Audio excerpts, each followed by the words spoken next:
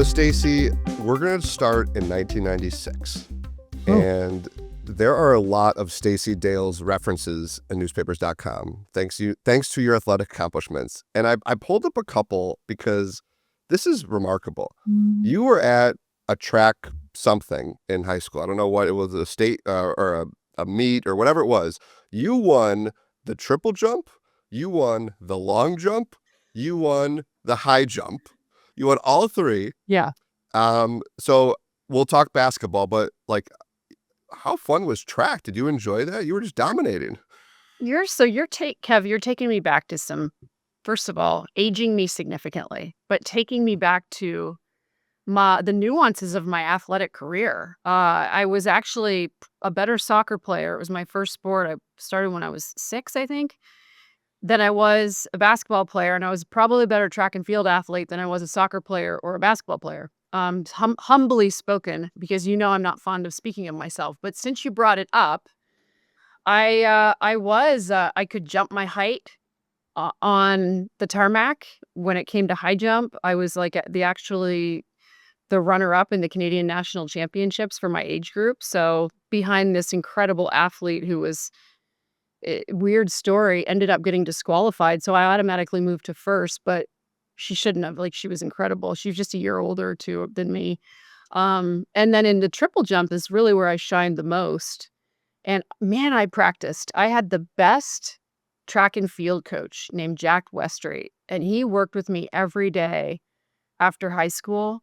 Long jump was kind of like the last thing, and then I ran the anchor and relay. But thanks for those memories. I did not know there were clippings, Kev, all the way back to 96 still existing in that. And that was the year before I went to Oklahoma on a scholarship.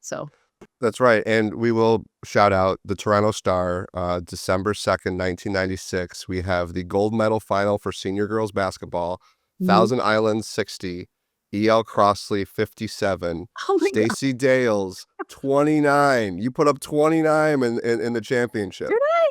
Oh, I never remember my stats ever. The only game I ever remember was I had 31 or something against Oklahoma State in a pivotal, crosstown rivalry type thing. But thank you for that. You got it. And again, because I know you don't love talking about these accolades, I might sprinkle a few more in through our conversation. But so you grew up, you're obviously, frankly, you're a world-class athlete. At what point did you ever think about broadcast? Growing up, honestly, I didn't, but I did have a distant dream to act and be actually a Saturday Night Live star. I was the proverbial class clown of every team I was on. When it came to basketball, I was the one on the bus who, did skits and sang songs and had everybody laughing naturally. And so I was like, that's probably where I'm headed if I'm going television. But I ended up getting a little serious by nature because I was so heavily impassioned with sports, and I ultimately had to make a decision between soccer or basketball. I was starting to get letters for both, and I was actually invited to a Blue Star basketball camp in Terre Haute, Indiana, the year before, so my junior year, I think it was. And I went, and all this recruiting mail started happening, which was very, very strange for a Canadian kid because we didn't have athletic scholarships. So, you presume if you're going to get a scholarship, you have to go south to the States. But more than that, we didn't have any exposure. So there were only 2 Canadians. There was another gal from Quebec who was invited. And after that, the mail started flooding in. And I'm talking from big time schools. So I was pretty, shell shocked by all that. It was kind of the big leagues. But that's kind of when I started getting real serious about it, Kevin, and realized that my Saturday Night Live dreams were mute. And I was going to pursue my future in sport. And that's what I was actually really good at. Outside of, art and all the things, that you do in class that aren't math and science. So One of the things that I think is I think you're actually probably the first guest I've had, Stacey, that went from athlete to broadcast. It went from playing sports to media, and you were certainly the best athlete I've had on the show. What's interesting to me, well, I'll read this here. This is from the Daily Oklahoman. This is April 20th, 1997. Headline: Canadian signs with OU women. Oklahoma women's basketball coach Sherry Cole has added a Canadian she calls a, quote, big-time sign to her internationally flavored recruiting class. Stacey Dales, a 6-foot guard from Brockville, Ontario, has signed with the Sooners. She averaged 30 points and 10 rebounds a game for the team that won its third straight Federation Championship. She is a dandy, was the quote from your coach. So the reason I'm bringing this up, not just to talk, because I like talking about how amazing athlete you are, but you at an early age already were getting attention, immediate attention. And how did you handle that especially when you got to Oklahoma? Because you're now in a spot where you're on NFL Network, you're under the spotlight, so you're so comfortable in it now. Obviously, you've been doing it for such a long time. So I don't want to jump fully ahead, but like at that point, as you got to school and you started playing, and you're playing for a great team, how did you manage the attention? Well, I first want to say, by the way, which we haven't done yet in this, it's an honor to be with you because it would just be your precision that you would go back and find these little nuances of a subject you're talking to, and pull out the stories of that person because you're so damn good at what you do. So thank you for having me Thank do you. this. And you're humbling me because I do think all those times, shape who I've become now. As much as you don't know yourself when you're 17 or 18 or 19, 20, even through your 20s, you're just still a child. But when it comes to attention, let's remember there was no social media then. So any publicity we garnered was via newspaper, the odd, pump on ESPN or local news or local, television that was very rare. My city, Brockville, Ontario, very small town, 20,000, 21,000 people. We're actually called the City of 1,000 Islands. But I always thought when I grew up, I always had in my mind City of 1,000 Dreams, because people always thought you couldn't do anything coming from a small town, especially in Canada, where we have a fraction of the population and hockey was everything. Like my brother was an incredible hockey player. I'm talking like Gretzky-esque skills, but he became a fighter, so he spent his time in the penalty box, and it just kind of derailed his hockey career. Ended up being a football player, but the attention then didn't impact me because whatever attention there was, I knew how good I was, and it didn't matter to hear somebody tell me that. I knew how good I was, but I wasn't good enough for myself. So I would chase something better. I wanted something better. And I constantly wanted to prove people wrong, that you can't come from this town, or you can't come out of this environment. Or, I wanted to prove my brother wrong, my late brother, Burke. Like he was hard on me, real hard. And I still have trouble with it. But it gave me that ability to go to a place like Oklahoma, which ended up, Kevin, being my last visit. They were never supposed to be in the picture. I should have gone to Syracuse, and they had recruited me since I was in the 9th grade. But there was something about Oklahoma, and going there, Sherry recruited me, Sherry Cole, best coach I've ever had. She recruited me with that 96 year, her first season at Oklahoma. She was a freshman coach that year. They had a 5-22 record. But what I did know about women's basketball was the Big 12 was it. Okay. I mean, Cheryl Swoops, and I could go down a lineage of players, but that was the conference. And Oklahoma was the worst team in the conference. So it was perfect for me because I knew I could go there and fix it and help fix it and be a part of it. And that's that. So when you ask me about attention, I don't see it that way. I see opportunity. So to me, attention is I divert from that and I go to opportunity. What can I do here that nobody else is going to do? What's going to be different? How can I do this in a special way or an extraordinary way that will impact others? And the one thing I knew about my basketball career, and I still have this, I think, uh, is there's something that burns inside of me to make other people better that are on my team. And I just feel a pull in that direction. Like if you work with me, I feel like it's my duty to make you better. And I get passionate about it. You can see I just bumped the table. That's how I approached Oklahoma. And Sherry and I had this vision. It's actually one of her books right behind me, right here. She's an unbelievable writer. Um, she and I had the same vision. We had a shared vision, and we were terrible. My tore my ACL my first game. Sorry to be long-winded, but my first game, a minute and a half into my freshman season, I'm up like a $135, too skinny, too frail, didn't know how to lift weights, didn't know how to eat right. Tore my ACL, and I had to sit on the bench the whole year. Cried, wanted to go home so badly. But Sherry and I had this pull, and we didn't have All-Americans. I became one, but we didn't have any. But I just knew we were going to do it, and we did. And we turned it around. And that sort of intensity and that ramp that I took was really pivotal in sort of, me believing that everything that I did and the way I approached things mentally was right, even though it was hard. We're going to get to the ESPN audition that you had, but I want to know kind of the genesis of, did somebody say to you at some point while you're in Oklahoma, hey, have you thought about doing this in addition to basketball? Or did you kind of how did you kind of get to a point where you could audition for ESPN? Just understanding media and be very willing. Having that, I was the leader of my team, so I felt like the spokesperson. And then I had Sherry to watch. And if you want a TED Talk, listen to Sherry Cole. I'll say this. I've heard her say some ugly things to us too, or me, and you got to get better in this realm or form or fashion.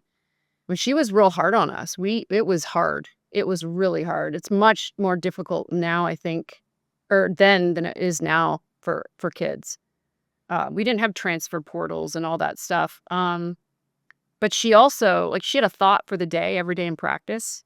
And you would walk into the locker room, Kevin, and there would be an offensive thought and a defensive thought. And then it would be quote, some incredible, it could be something from The Man in the Arena, like a Theodore Roosevelt quote. And you'd have to memorize those. And we would assemble at half court before practice. And she would randomly pick each of us. And an offensive thought for the day could be, triple threat.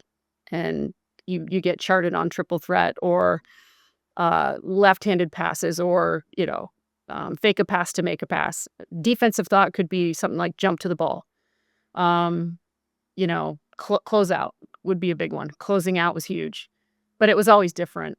And just that, when you have a leader like that, it shifts your energy. It shifts how you look at everything, from your classwork to what you study to how you speak to people. And really, Sherry started all that. But I always wanted to take the torch and go and represent my team, because I felt like I was able to do it articulately and, be the spokesperson that we needed me to be as the leader of our team. So did anybody say to you hey, you're good at this, you should look into doing this for a job in addition to basketball, which you ended up doing, obviously? Well, I'll tell you what happened. So we were in the Final Four my senior year, 2002, and there's a Final Four banquet in which all 4 teams go. So at the time it was Connecticut, Duke, us, and I don't know, was it Tennessee? I can't even, it's evading me.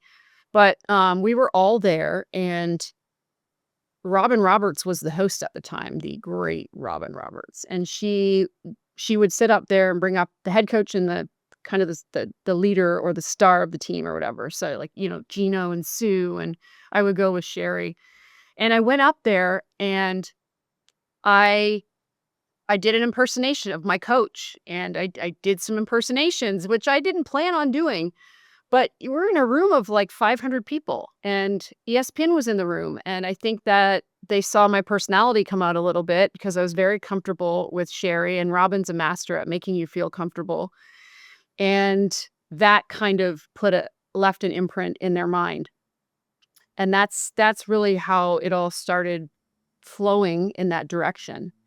And then after my rookie season in the WNBA, they needed a studio analyst for women's basketball. And they auditioned many people, including myself, many in the WNBA, several coaches. And they liked my audition. And Tina Thornton, who to this day I'm so grateful for, she called me back for a second audition. It went really well.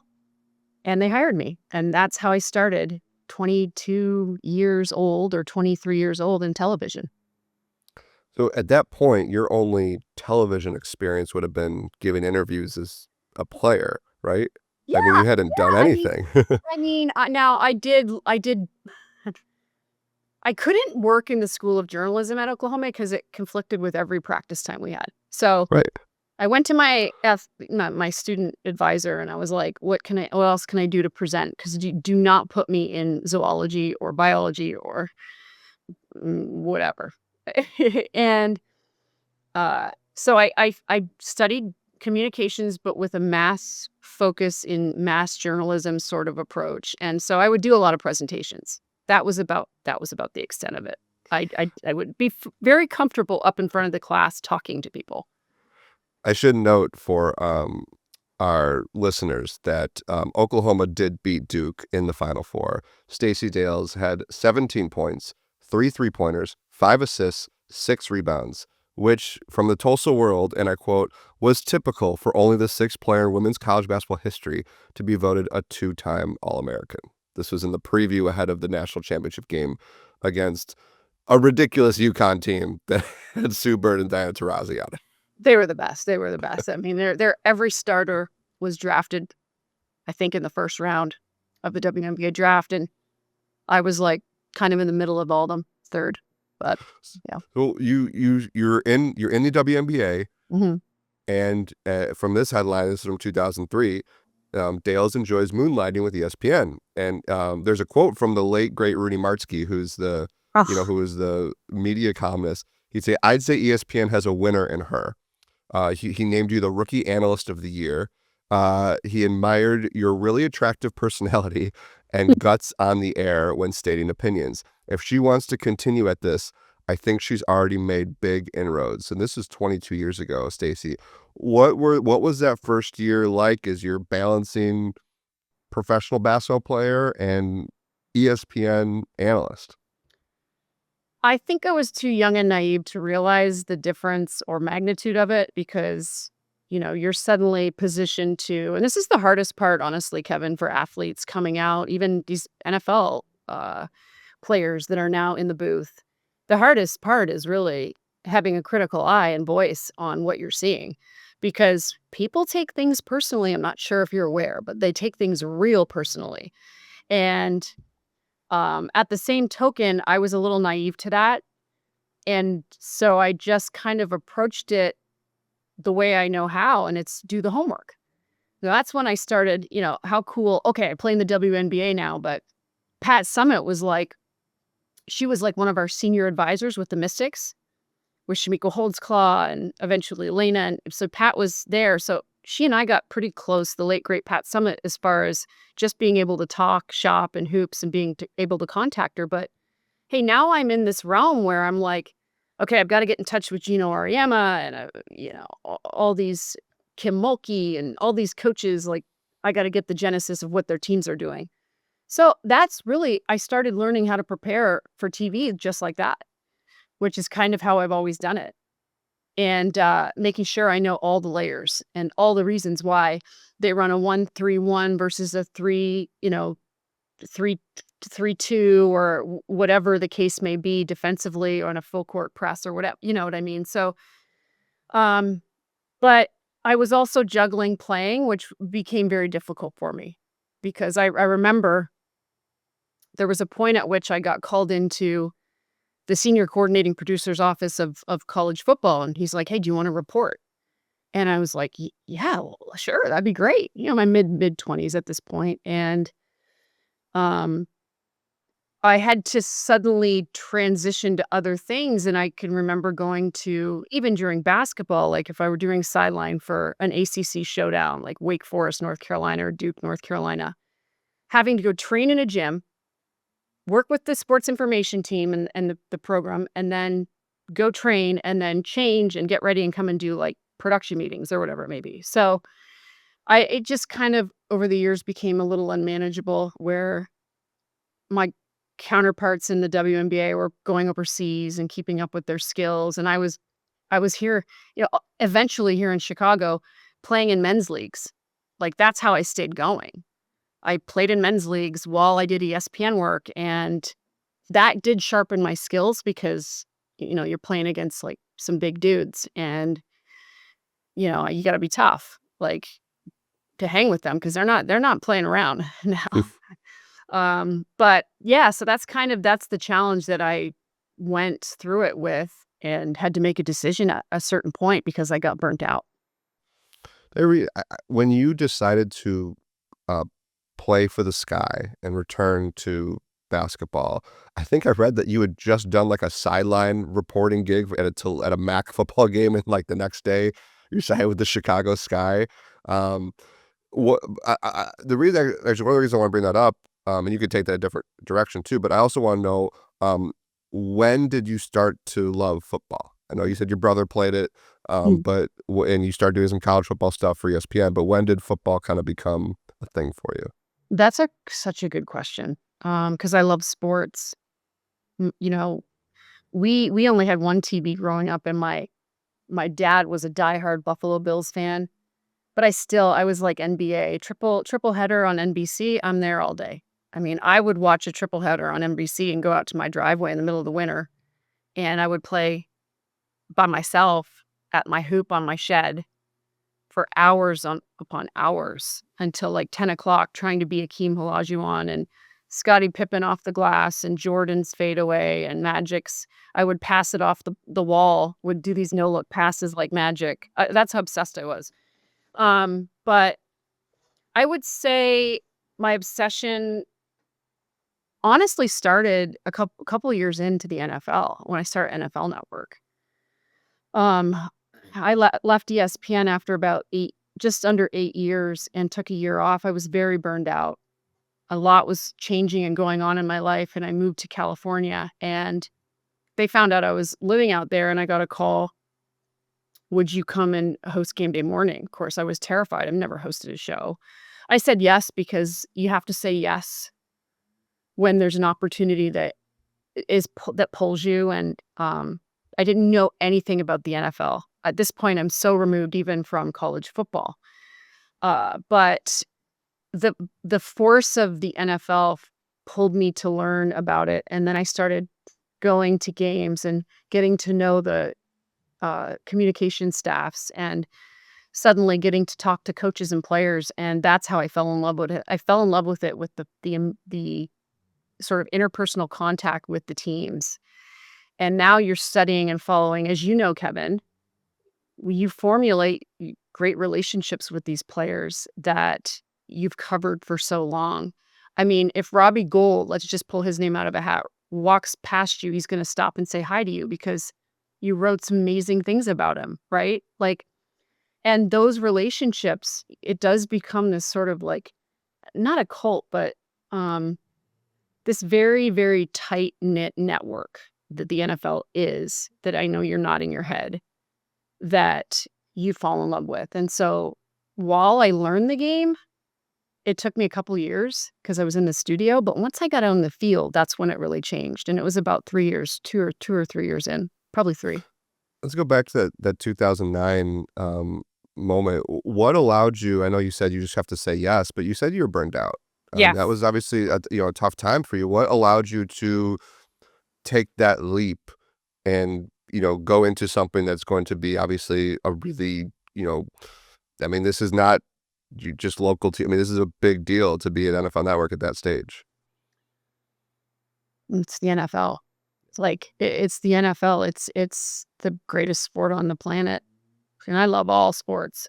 I mean, I didn't miss a World Series game. Like, when the lights are on, like, you want to be around the best. And I think that's the way I've always looked at it. I got the call, and I always do feel like you can learn something. Like, I tell, a lot of young gals coming up in this business that we're in, like, they think they're just gonna be sort of, what's the word I'm looking for? Just held in this place of, like, they can only do certain roles in football. But like I always say to them, the last time I checked, like, a lot of the men that I work with, they didn't play football. You can learn this game.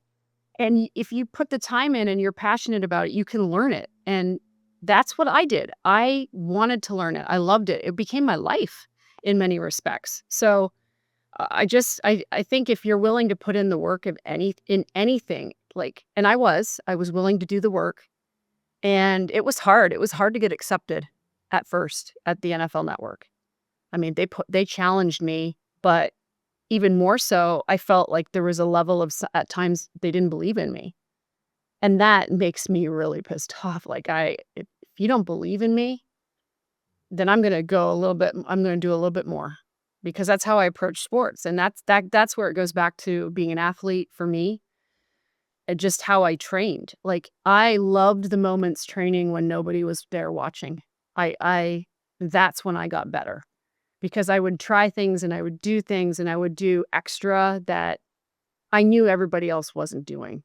And the only way a kid for me from Brockville, Ontario is going to be great is to do those things. And so that's how I've kind of always gone about whatever it is I'm doing. I ask everybody on the show for their welcome to the big leagues moment. For you, I don't know if it was one of your first broadcasts at ESPN or one of your first things at NFL Network, or I mean, what maybe stands out as because this, Stacey, whenever we have that rookie at Hallis Hall, for his first preseason game, we'll ask him, what was your welcome to big leagues moment in that preseason game? So what was it for Stacey Dales? I don't know how to answer that, because I've never. You can look at that positively or negative. Yeah, for sure. I would just say in the NFL, like, welcome to a tough moment was when they didn't give me teleprompter, and I was supposed to have teleprompter, and I didn't get script, and I stood there to open a total access program, and it was a blank screen, and I trusted in the process of that, which didn't work. So then it was like, okay, welcome to this situation where you better figure out how to have your back covered, your own back. You better figure out how to make sure you're okay. And that was kind of transcendent for me. There was another moment where, a lot of the moments that you have are welcome to the big leagues, where you have audio problems or technical problems. And I had a couple of those at ESPN when I was bringing people in out of a break to start a show or whatever it may have been, and I couldn't hear something. Like, you've got to have a backup plan always. And so those were some of the tougher challenges. I would just say some of the people I've been so fortunate to interview along the way, from whether it be like covering the NBA at ESPN and interviewing a young LeBron James, or coming out of Moody Bible College where we practiced when I was with the Sky my first year, and LeBron James is walking in and he stops me and he's like, "You really do great work." And stuff like that I remember those things, which that is incredibly validating to hear that somebody like Kobe Bryant would know, not even about because I'm just finished practice and he's going to shoot around before he's going to play the Chicago Bulls. And, I have that like mini interaction, but you interview so many people along the way. I never look at interviews like the way I see people, Kevin, is we are all good at something. Some people are just so incredibly gifted at this one thing, which doesn't make them a better person than me. It just makes me very curious about how they're so good at it. And I think having that humility has helped me, in terms of like interviewing people and players and coaches. I'm really fascinated by their levels of greatness. And I'm also very humble when I go into them. So I don't see people as better than others. I just see, okay, that person's really good at the piano. And I wonder how their mind ticks, or, why a certain coach has the ability to motivate players this way. So it's in my later years caused me to study a lot of leadership. And that's one area that I'm pretty fascinated with because I've been around a lot of great leaders and not so great leaders. And so I'm constantly trying to study those things to understand them. But I went off on a little bit of a diving board, but I do think that like when there's opportunities, you go for them, even if they're going to be hard, which is like how I kind of ended up in the NFL. And I don't, as far as like moments are concerned, there's been a lot of good ones and a lot of hard ones, but that's why I'm still doing it here right now. The through line um, from Stacey Dales early ESPN to, like, I'm thinking back, Stacey, like, we're recording this in mid-November, just 2 weeks ago. You're in Germany and you're on the field for NFL Network for just a really important game in this NFL's international growth. And there you are on NFL Network for everybody to see as in the States as they wake up Sunday. I think to an incredible opportunity you got this past summer that you were in the booth with the Bears preseason, getting to be a color commentator. You think about Stacey Dales today, and then think about Stacey Dales when you started, and it could even be the athlete Stacey Dales. What are some of those traits, those things that you learned early on in your career that still matter today and shape, how you go about your job? The process is paramount. The process with which you, even just now, with which I go about a game in a week. I mean, we are granted one NFL game per week. And it's how I prepare. It's how I do extra. It's when I have my work done. One thing I learned in college was if there's a due date or there's a sort of deadline on something, I always have it done 2 days beforehand. Always. It's a rule I have, and it's helped me immensely in how I prepare and how I get things done without procrastination. It's how I discipline myself. I think that, you know, it's interesting as you get older, whether it's in work or life, you gain all this, like, there's two parts to it, right? You gain all this wisdom, which is incredible, and how to do everything in your job and become a master at your job.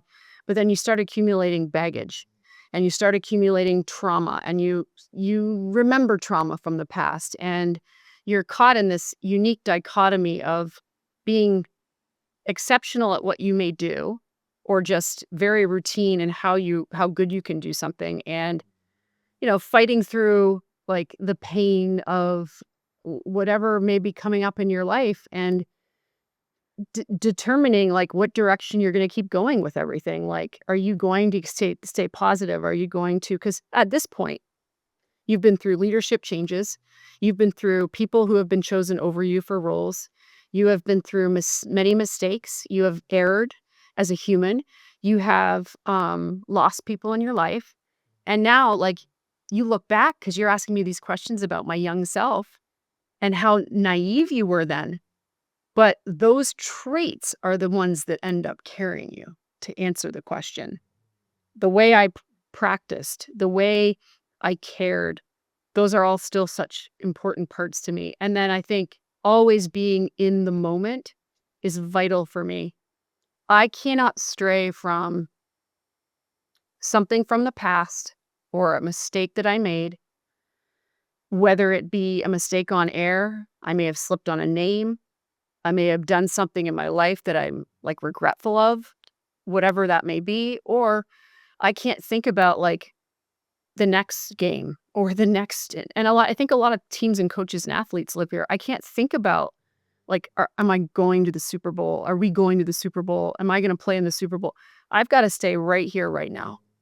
And I think it goes back to a book my coach gave me when I was really struggling. Like, she could tell because I always wear my heart on my sleeve. It just is what it is.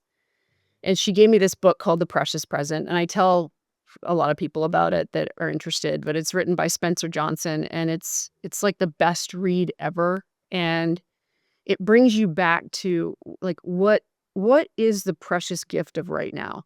Like, what are you doing? Like today, how are you going about your day without kind of like harping on yourself, like what you didn't do or how you did it? And like, what's tomorrow versus are you in it now? And that's how I have to go into every game every Sunday.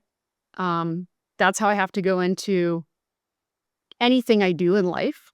Like I'm right here right now. I've got to be present. And I think I get the most done when I'm in that space. And those are all things that I did when I played. Like when I started to realize I wasn't gonna keep playing basketball, my head started going other places. And that's how I really knew like it's time to call it quits, besides my body just fumbling left and right physically. I'll end with this, Stacey. And you've touched on a lot of things that I think would qualify as advice. But I think what's so fascinating. I don't know. No, I think it's been great, and I think people can learn from everything you just said. But like specifically when somebody comes up to you and says, "How would you advise me in trying to break into this industry?" Because you've got two parallel paths here. I think there's probably, especially when you think of the explosion of women's sports, there are probably a lot of women's college basketball players who are getting well-deserved attention now Mhm, and have opportunities like you had. Now they've mhm. been in front of the microphone, been in front of TV, and they might want to try to do that. They might want to try to go into TV. And you also probably have just any journalist, anybody in media who sees what you do on NFL Network and says, "I want to be Stacey Dales." So what is some of the advice that you give to young people who want to break into the industry? Don't be me. Be yourself. Be yourself. You have an identity. You have a style. You have a personality. It's okay to see other people, I think, in this landscape and be motivated and inspired by what they've accomplished. But I'm in a totally different era than, these young ladies and young men coming out of college, for instance, that have social media. They have brands. So we didn't have brands when we came out of college. You had to kind of figure out along the way what was your style, what's your style going to be, and it's always going to be different for everybody. Um, be around it as much as you can. If you want to get into this business, it is really hard. Kev, it's a hard industry to work in. It's extremely competitive, but I believe that if you do the work and you're immersed in the work and you put the time in and you have yourself, your personality at the core and heart of what you are. Because you're going to have people, it's whether you look at it subjectively or, objectively, you're going to have people that don't like your style. And you're going to have leadership or, people that maybe don't see like your style or your approach as the right way. But if you stay true to being a good person, treating in the work landscape, like being kind and being true to your style while taking criticism, productive criticism, I think you can grow in it. And I think you've just got to be around what you love. I think you have to be around what you love. So if this is what you want to do, you got to get yourself into a program that inspires you or talk to people that inspire you or I read about it, study it, like just like I've studied football or I look at the greatest interviewer of all time, Barbara Walters, and how I was fascinated by Barbara Walters. I read her book. Like you look at people that and do inspire you and say, well, that's interesting, maybe I'll pull a piece of that with me. So I think there's a lot of ways to go about it, certainly, but it's a tough one to answer because the landscape is really so different with social media now. Yeah.